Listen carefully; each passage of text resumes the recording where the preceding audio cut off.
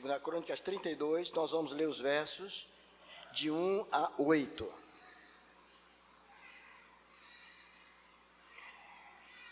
Nos diz assim a palavra do Senhor: depois destas coisas e desta fidelidade, veio Senaqueribe, rei da Assíria, entrou em Judá, acampou-se contra as cidades fortificadas e intentou apoderar-se delas. Vendo, pois, Ezequias que Senaqueribe vinha e que estava resolvido a pelejar contra Jerusalém, resolveu, de acordo com os seus príncipes e os seus homens valentes, tapar as fontes das águas que havia fora da cidade, e eles o ajudaram. Assim, muito povo se ajuntou e taparam todas as fontes, como também o ribeiro que corria pelo meio da terra, pois diziam: porque viriam os reis da Assíria e achariam tantas águas? Ele cobrou ânimo, restaurou todo o muro quebrado, e sobre ele ergueu torres. Levantou também o outro muro por fora, fortificou a Milo, na cidade de Davi, e fez armas e escudos em abundância. Pôs oficiais de guerra sobre o povo, reuniu-os na praça da porta da cidade e lhes falou ao coração, dizendo: sede fortes e corajosos, não temais, nem vos assusteis por causa do rei da Assíria, nem por causa de toda a multidão que está com ele, porque há conosco maior do que o que está com ele. Com ele está o braço de carne, mas conosco o Senhor, nosso Deus, para nos ajudar e para guerrear nossas guerras. O povo cobrou ânimo com as palavras de Ezequias, rei de Judá. Vamos orar, irmãos. Senhor bendito, damos-te graças por este novo dia. Damos-te graças pela alegria de nos reunir em teu nome, para prestar um culto que somente ao Senhor é devido. Ó Deus querido, rogamos ao Senhor neste momento, que abra a nossa mente e abra os nossos corações, para que possamos compreender a tua palavra e guardá-la firmemente nos nossos corações. Que o teu Espírito Santo, que nos conhece, de que conhece as nossas fragilidades, de que conhece as nossas lutas e a nossa própria condição, que o Senhor, ó Deus, fale ao nosso coração, que o Senhor faça cair por terra toda e qualquer barreira, todo e qualquer impedimento, Senhor.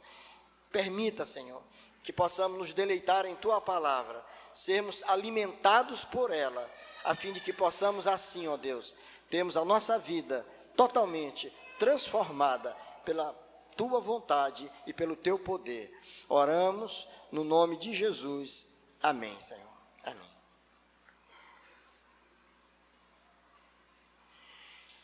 Queridos irmãos, quando nós pensamos sobre a marcha da igreja, e quando eu me refiro à marcha da igreja, eu falo do exercício ou do ministério da igreja cristã, no contexto em que nós vivemos. Nós, para poder entender exatamente as lutas e dificuldades que o povo de Deus, ao longo dos séculos, passou e que nós passamos, nós precisamos fazer uma viagem de retorno a um passado mais distante, para nos lembrar do que acontecia com o povo de Deus lá no passado mais distante, das lutas que aquele povo enfrentou, das ameaças que aquele povo sofreu para poder se manter firme, sendo cuidado, abençoado por Deus e cumprindo fielmente o propósito para o qual foram chamados. Nós lemos no início do culto o texto de Gênesis 12, que fala sobre o chamado de Abraão.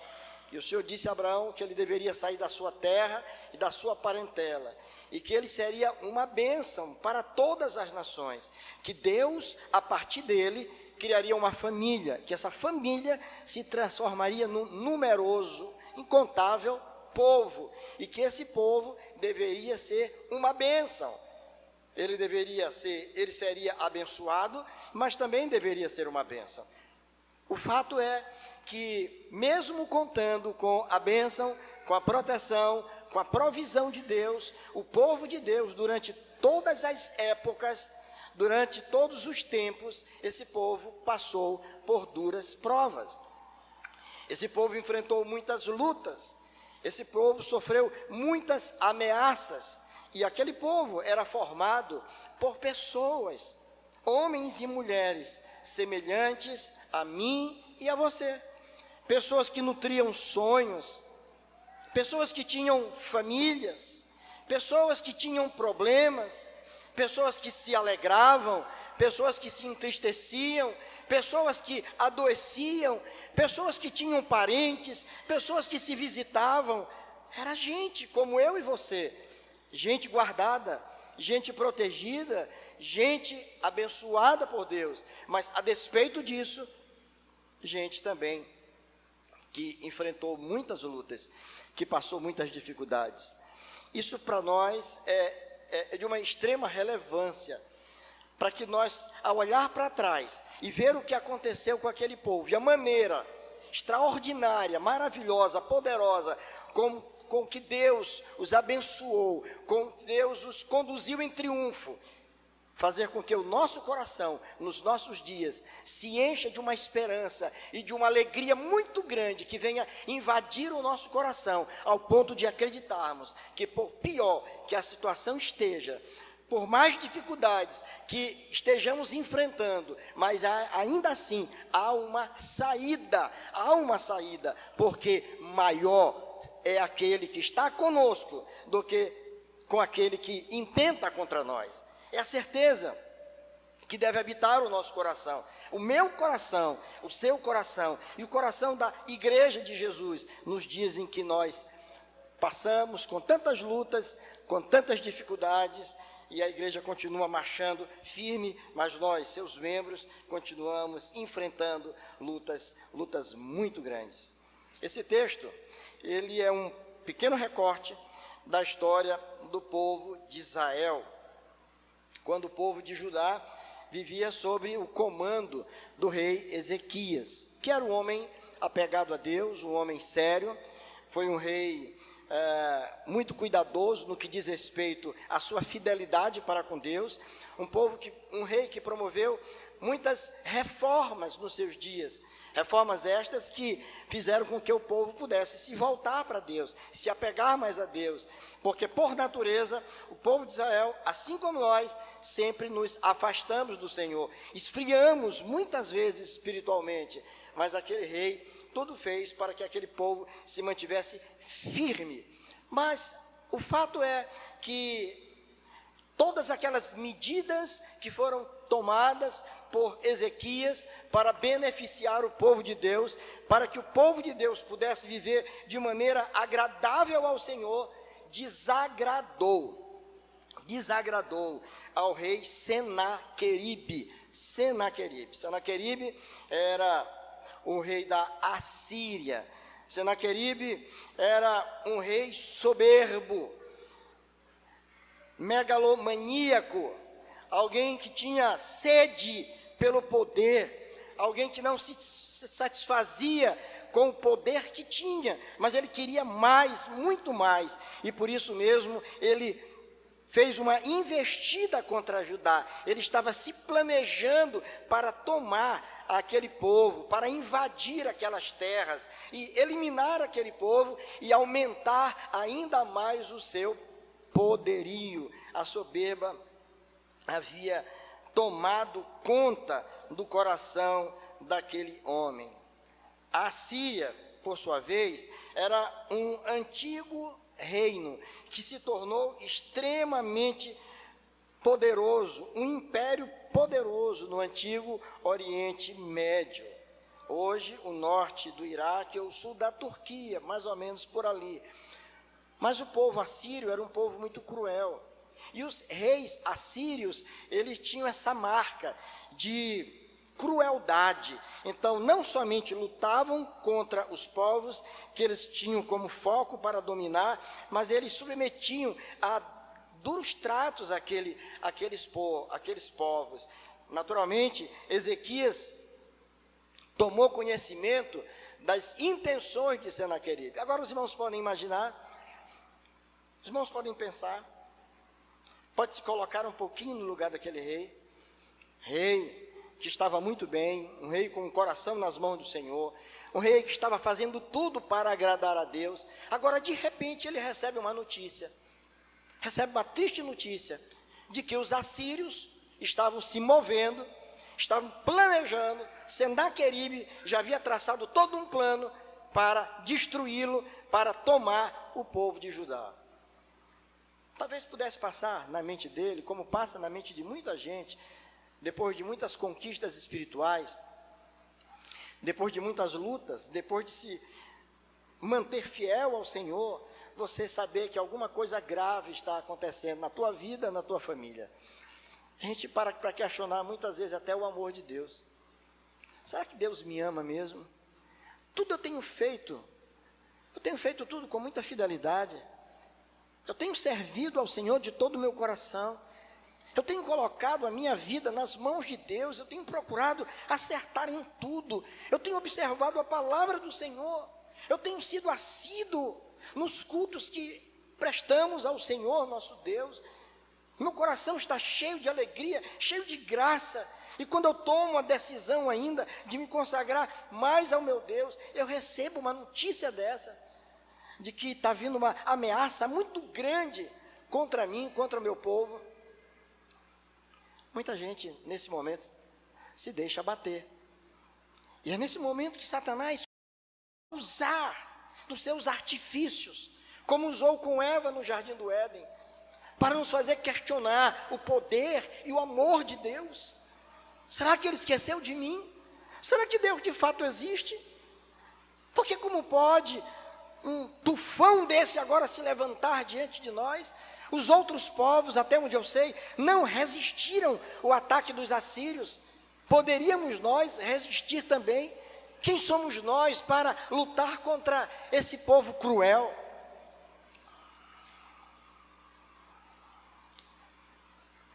Eu imagino, irmãos, que tenha sido um momento muito difícil para ele, especialmente para Ezequias, porque ele era o rei.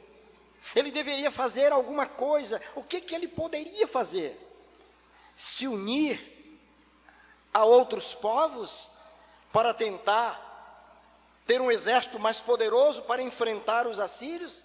Fazer alianças com povos pagãos, esquecendo-se de que Deus é o Todo-Poderoso? O que nós fazemos na hora de crise?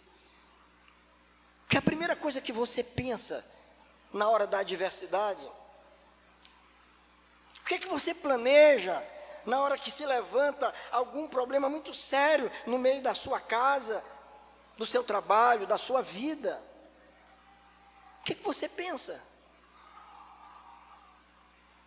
Nós montamos muitas estratégias. Irmãos, vamos confessar que nem sempre nós corremos para Deus.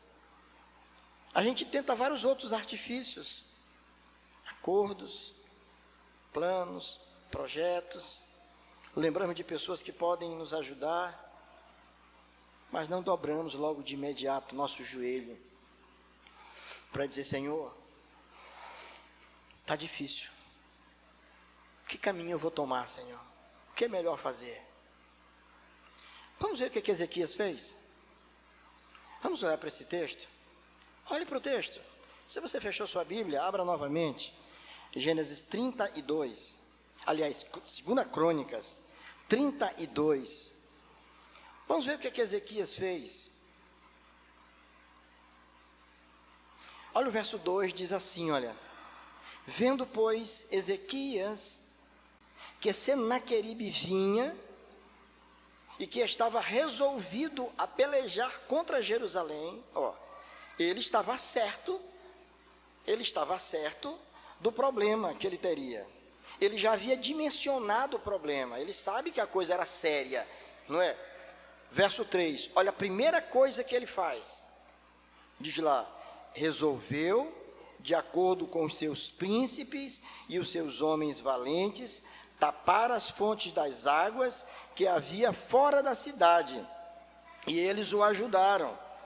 Assim muito povo se ajuntou e taparam todas as fontes, como também o ribeiro que corria pelo meio da terra, pois diziam: por que viriam os reis da Assíria e achariam tantas águas? Vejam que, como líder que ele era, Ezequias, ele toma uma decisão. Ele resolve algo. Alguém já disse que a pior decisão a ser tomada é não se tomar nenhuma decisão, que já é uma decisão que se toma, e não fazer nada diante de certas circunstâncias, não é? Mas aqui, o texto, o versículo 3, começa dizendo: resolveu. Ele resolveu. Ele encontrou uma alternativa. Ele se movimentou para fazer algo. Ele não ficou simplesmente lamentando, chorando num canto qualquer. Não ficou simplesmente esbravejando ou se achando a pessoa mais fraca, mais pobre, mais infeliz do mundo, se entregando de forma total e completa àquela ameaça. Ele toma uma decisão, e como líder, sabe o que era? Ele vai e consulta os seus príncipes e os guerreiros que ele tinha. Diz o texto que resolveu de acordo, ele entrou em acordo, não foi uma decisão monocrática, ele não decidiu sozinho: eu resolvo, pronto, e vou baixar um decreto aqui e todo mundo vai seguir. Ele não fez isso, poderia fazê-lo, ele era o rei, mas ele não fez. Diz o texto que de acordo com os seus príncipes e os seus homens valentes. A ideia é que ele compartilha com sua liderança o problema, que ele compartilha com aqueles que estavam ao seu lado a dificuldade. Ele chega para eles e socializa, não somente o problema, mas quem sabe até os seus temores também, mostrando a eles quais seriam as possibilidades. O resultado é que daquele encontro, o resultado é que daquela conversa com os seus príncipes e os seus valentes, ele chega a uma conclusão, ele toma uma resolução, e essa resolução teve como apoio os seus companheiros de trabalho. E eles disseram que, verso 3, de acordo com os seus príncipes e os seus valentes, resolveram tapar as fontes das águas que havia fora da cidade. E eles se juntaram com todo o povo e eliminaram todas as fontes de água. Essa é uma estratégia de guerra, porque na verdade quando Senaqueribe chegasse com seu exército, ele chegaria cansado e ele precisaria de água. Água é necessária para a preservação da própria vida, mas eles não encontrariam aquilo que eles gostariam de encontrar. Eles precisariam de água. Então ele elimina tudo aquilo que poderia servir de vantagem para o inimigo. Olha só que coisa interessante. Que estratégia? Eles vão vir. Nós não podemos impedi-los de entrar. Eles vão entrar. Eles vão chegar cansados. Mas quando eles chegarem aqui, eles não encontrarão o que eles mais precisam, ou o que eles mais precisarão, que é água para beber. Os homens estarão cansados, sedentos, e nós não daremos a eles exatamente aquilo que eles tanto precisam. Uma estratégia que foi montada. Ele encontrou um artifício, juntamente com os seus comandados, com os seus liderados, encontrou um artifício. Antes mesmo de desembainhar em espada, antes mesmo de partir para o corpo a corpo, ele encontrou uma forma de tentar neutralizar a chegada do inimigo. Quando eu penso nisso, irmãos, tanta coisa vem na minha mente.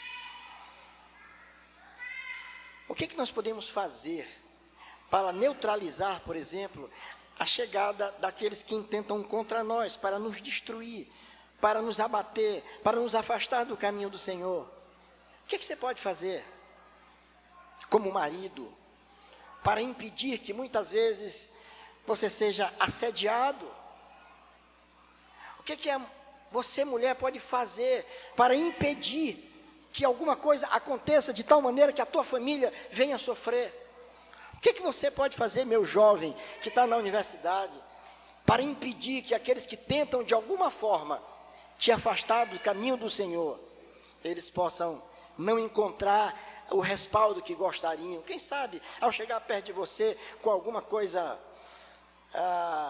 no celular, uma pornografia qualquer, um vídeo que não serve para nada, e você diz: olha, aqui não, eu não quero permitir que nada aconteça, eu não vou te alimentar, eu não vou alimentar isso em você.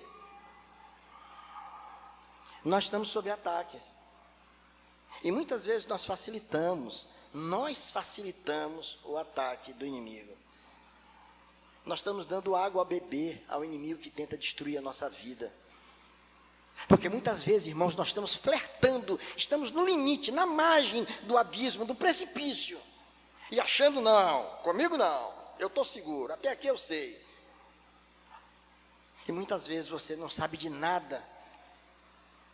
Nós somos mais fracos do que pensamos. E muitas vezes nós estamos permitindo que o inimigo chegue muito próximo de nós. Ali ele encontrou uma estratégia: não vou dar água, ele não vai ter água aqui, aqui ele não vai ter vez. É uma maneira de neutralizar a força do inimigo. Ele resolveu isso. Juntamente com a sua liderança, ele tomou essa decisão. Mas nós vamos olhar um pouquinho adiante. No verso de número 5, ele faz uma outra coisa. Diz o texto, no verso 5, ele cobrou ânimo, restaurou todo o muro quebrado, e sobre ele ergueu torres, levantou também o outro muro por fora, fortificou a Milo na cidade de Davi, e fez armas e escudos em abundância. Pôs oficiais de guerra sobre o povo, reuniu-os na praça da porta da cidade, e lhes falou ao coração. Vejam que esse verso começa com uma expressão que ela é impactante para mim. Ela é indispensável para qualquer um de nós que estamos em luta. Diz o texto que ele cobrou ânimo. Muitas vezes, ao ler essa passagem, nós corremos o risco de nos impressionar com os grandes feitos dele. Aqui diz que ele restaurou todo o muro quebrado, de sorte que ergueu as torres, levantou também o outro muro por fora, fortificou a Milo, enfim, ele fez muitas coisas importantes. Agora, irmãos, percebam que tudo isso que ele fez foi consequência, fruto de ele ter recobrado ânimo. Recobrou ânimo. Como isso aconteceu? Isso nos dá a ideia de que ele não estava tão bem.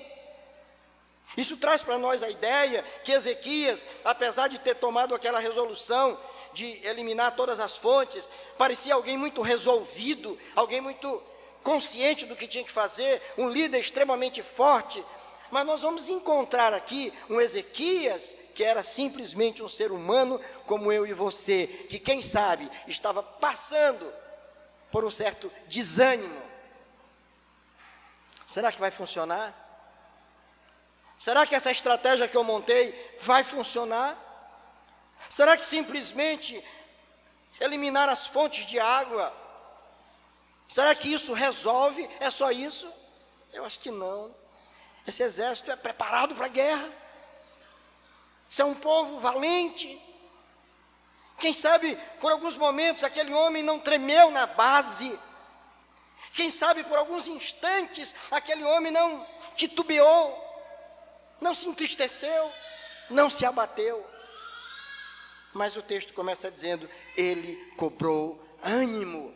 Ele cobrou ânimo. Ah, irmãos, quando nós cobramos ânimo, nós nos colocamos à disposição para a luta, para a guerra.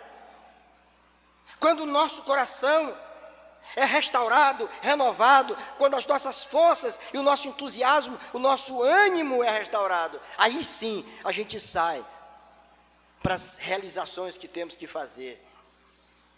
Nada pior do que um combatente desanimado, do que um líder desanimado, do que um pai de família desanimado, abatido, derrotado, que já não sabe mais o que fazer, que já não transmite para a sua família a segurança que precisa ter. Como seus filhos lhe olham, como a sua esposa lhe percebe. Muitas vezes com alguém que é digno de pena. Precisamos recobrar ânimo, irmãos. A vida, como diz o poeta, é um combate que os fracos abatem. Os fortes, os bravos, só podem exaltar. Não é isso, poeta Paulo? É isso, é verdade, né? A vida é combate, é luta. Nós estamos em plena luta. Lutamos pela nossa família, para preservar a nossa família, para preservar o nosso casamento, a saúde dos nossos filhos. Como líderes na igreja, lutamos, resistimos bravamente contra tendências que muitas vezes se levantam, tentando nos fazer mudar o norte das nossas ações, esquecendo da Bíblia como nossa única regra de fé e prática. Nos esquecemos dos princípios que devem nortear as nossas vidas, negociamos os nossos valores. Muitas vezes, precisamos de ânimo, irmãos. Precisamos cobrar ânimo, nos levantar diante de Deus, firmes, animados, fortes, e dizer: sim, Senhor, eu vou continuar. Irmãos, eu fui para essa viagem, os irmãos sabem, né? Eu fui de ônibus e vim de ônibus. E fui no executivo, não foi no leito. E Adriano? Foi lá. Eu gosto, sabe? Aquele balançadinho do ônibus assim, lendo um livro. Terminei de ler um livro no primeiro dia, no outro dia, pensei que não fosse, terminei um outro livro, umas 200 páginas. Que beleza. Cansativo,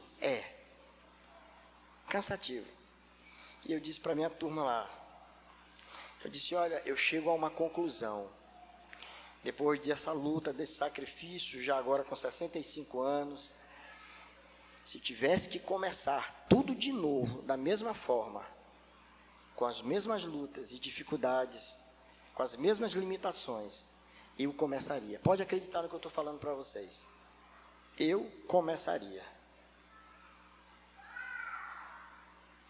Aí eu fico pensando, mas de onde vem essa confiança, essa segurança? Não vem de nós mesmos, porque em muitos momentos eu estou abatido também. Cara, que eu estou, diga agora, como faz? Como conduz essa história? Como me posiciono nisso aqui? Sabe, irmãos? E é uma luta. A liderança espiritual, e nós estávamos vendo isso com os colegas, compartilhando as experiências, é uma luta. É uma luta que se trava. Temos colegas que estão com a família atingida. Pastor com a família dilacerada. Problema sério. Outros com filhos enfrentando problema. E tudo isso o inimigo faz para nos intimidar, para nos fazer desistir da caminhada. Mas quando a gente cobra ânimo no Senhor, a gente produz, a gente vai em frente. Um homem desanimado não consegue chegar muito longe. Ele precisa de força, de ânimo. E aqui Ezequias cobrou ânimo. Então veja bem, o que Ezequias fez? Ele buscou o conselho com os príncipes e guerreiros e tomou uma resolução. Primeira coisa que ele fez, não foi autossuficiente. Ele disse: vamos embora sentar aqui, qual o caminho que nós vamos tomar juntos, vamos lá. Depois, o desânimo bateu, ele cobra ânimo. E agora sai trabalhando, produzindo um monte de coisa. E você diz: está vendo? Está vendo? Por isso que eu preciso de um coach para pregar, porque nós podemos por nós mesmos. Ele cobrou ânimo. Talvez alguém disse para ele que ele poderia. Não. Nós vamos ver a última coisa que ele fez. Diz aqui, ele se dirige ao povo e diz assim: sede fortes e corajosos, não temais, nem vos assusteis por causa do rei da Assíria, nem por causa de toda a multidão que está com ele, porque um há conosco, maior do que o que está com ele. Com ele está o braço de carne, mas conosco o Senhor, nosso Deus, para nos ajudar e para guerrear nossas guerras. O povo cobrou ânimo com as palavras de Ezequias, rei de Judá. Olha aí, ó. Fácil concluir que Ezequias, o ânimo que ele cobrou não foi de si mesmo, mas o Senhor o fortaleceu. Agora, fortalecido, ele se dirige ao povo, dizendo a mesma coisa. Então, a decisão que ele toma aqui, admoestar todo o povo a confiar em Deus. Disse: gente, a luta é séria, o inimigo é violento, é cruel, crudelíssimo, mas nós não estamos sozinhos, porque maior é aquele que está conosco. Ele tem um braço de carne, mas conosco está o braço do Senhor. É na força do Senhor e é no poder do Senhor que nós vamos enfrentar essa dificuldade. Ah, pronto, aquela palavra foi suficiente para encher o coração daquela gente de esperança, de alegria, de olhar para frente com otimismo, de acreditar que se pode caminhar, que se pode ir mais longe do que nós já chegamos, porque o Senhor está conosco. E essa é a certeza que nós não podemos perder, irmão. Nunca perca isso na sua vida. Não permita que problema algum venha te abater de tal maneira que você perca a perspectiva da vitória. Não, de forma nenhuma, porque muito mais forte é aquele que está conosco do que aquele que está com o mundo. E quando você se esquece disso, não adianta você recorrer a qualquer outra coisa, a tentar encontrar em você mesmo a força necessária para o enfrentamento, que você não vai encontrar, porque nós chegamos a uma conclusão de que nós não somos tão fortes quanto nós pensávamos, nós não somos tão inteligentes quanto pensávamos, nós não estamos tão preparados quanto pensávamos estar, mas é Deus quem nos capacita, é Deus quem faz forte o cansado, é Deus que coloca de pé aquele que está batido, é Deus que nos faz olhar para frente com esperança, sabendo que tudo está em suas mãos. E quando nós confiamos a Deus as nossas lutas, as nossas demandas, nós podemos descansar, sabendo que com Deus a vitória chegará, porque Deus é o Deus Todo-Poderoso. O que é que nós podemos fazer, irmãos, diante das lutas que enfrentamos? Assim como Ezequias enfrentou aquela guerra, com medo de Senaqueribe, nós podemos também titubear diante de algumas lutas que travamos. Aí fica para cada um de nós aplicar estas palavras. Sua família está sob ataque? Você tem sentido isso? O que você tem feito? Lute pela sua casa. Perceba que o inimigo é sagaz. Ele vai fazer de tudo para que você perca a comunhão e a harmonia dentro do teu lar. Ele faz de tudo para roubar os nossos filhos, para enredar os nossos filhos. E eles enredam de uma tal maneira que nem você acredita que há a possibilidade de uma virada. Mas se cremos em Deus, se cremos no poder de Deus, se nós cremos nesse Deus gracioso, nós não vamos desistir, nós vamos cobrar ânimo, e vamos olhar firmemente para o autor e consumador da nossa fé, e vamos saber que embora a guerra, a luta seja grande, mas aquele que está conosco há de nos abençoar, há de nos ajudar, há de nos fazer passar por esses vales tão difíceis da vida, esses vales sombrios da vida, e chegarmos àquele lugar que Deus reservou para nós. Lembre de uma coisa: aquilo que Deus prometeu para você, a bênção que Deus prometeu para você, Ele não vai dar para ninguém, e o inimigo não tem poder para tomar das tuas mãos aquilo que o Senhor preparou para você.